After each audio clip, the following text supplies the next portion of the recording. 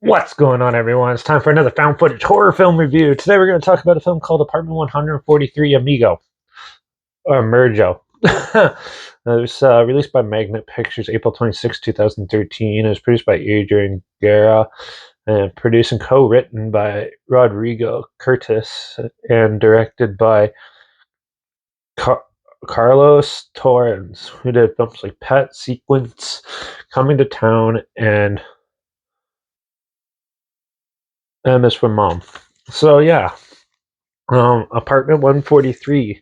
So this is your standard paranormal type of story of a group of investigators go to a planet to debunk a haunting of a father and his kids who he doesn't get along with his older daughter, and they come face to face with a more relentless spirit than what they thought. Or is it a relentless spirit, or is it just a teen acting out? Uh, yeah.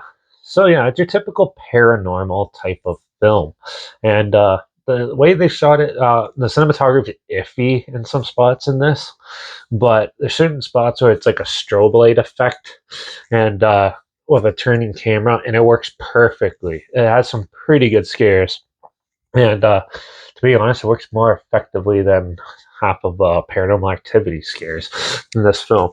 It takes a little bit for it to get going, though. The characters are like the tension is well written into it, and they really did a good job at with the actors and just writing it out and everything of the father-daughter dynamic and keeping it in real strong tension there, and hopefully it builds to something great, which in this case it sort of does, sort of doesn't. It kind of eh, the ending and stuff is not the best, but overall, I thought the film was amusing, and it's better than some of the terrible found footage movies out there. But there is a lot better. But still, I thought it was better than Paranormal Activity in certain cases, though. Not like the whole movie or anything. But yeah.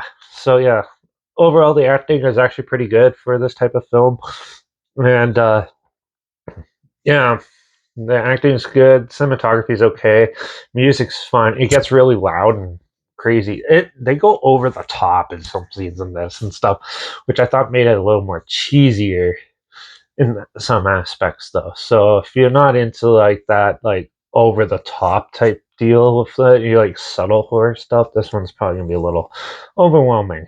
But yeah, overall, I thought the film was okay. It's your typical paranormal film, though, and yeah. But overall, they did a amusing job with some pretty good scares in there, and that it's just you could have beefed it up a little bit. So I'm gonna give this film a 2.5 out of 5. Um, I'm not sure where it's streaming or anything, but I'll link the trailer down below so you can see that down there so you can see what I'm talking about. Also, make sure you check out my Instagram and it's linked down below. So I always post clips of films and review in the future on my stories. You have the film title hashtag, subject on film and hashtag, so you're aware of it. Also, my Letterbox down below, do peer reviews. That's where I post my first starting after watching the film. So my Twitter's down below, reviews underscore Derek. So follow me on those platforms. Stay in loop with this channel. Like this video, share it to more people wherever. Comment your opinions of the film down below if you have any. If you have any films or film franchises in any genre and on any streaming service that you want to hear my opinions on the future, comment them down below too. I'll try my best to get to them as soon as I can and if I can find them. Make sure you subscribe. Hopefully, find some weird shit all day, probably without checking out together. And also, share my opinions on popular films and promote classic films and reviews on other things as well. And don't forget to ring that bell because we're going to do a thriller next called The Eclipse. So tune in for that. Watch out for all those paranormal beings haunting your house and possibly possessing your children and stuff. And I guess we'll see you all in the next one. So until then, cheers!